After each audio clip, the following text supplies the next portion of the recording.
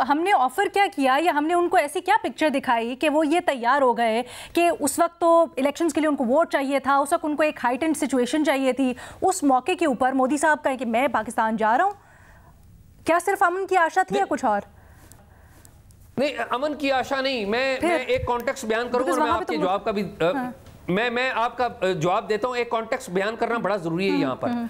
आप देखिए, जो फॉर्मर आर्मी चीफ हैं जनरल बाजवा, उनके ऊपर मैं जाती तौर पे बड़ी तनकीद करता रहा हूँ, उनकी पॉलिटिक्स के वाले से या उनकी एक्सटेंशन के वाले से, और मुझे यकीन है कि वो एक्सटेंशन के वाले से या पॉलिटिकल जो भी बातें हैं वो खुद भी शायद रिग्रेट करते होंगे। लेकिन एक क्रेडिट आपको जनरल बाजवा को देना होगा और बहुत अहम है। जनरल बाजवा के दौर में जो 2003 का जनरल मुशर्रफ का एग्रीमेंट था लाइन ऑफ कंट्रोल की वायलेशन ना करने का, वो एग्रीमेंट वो जनरल बाजवा के दौर में हिंदुस्तान के साथ उसके ऊपर अमल दरामद हुआ। हिंदुस्तान पाकिस्तान की फौज के ऊपर और पाकिस्तान के जो इदारे हैं उनके ऊपर तनकीद करता था कि ये जो पाकिस्तान की जो एस्टेब्लिशमेंट है ये अमन नहीं होने देती।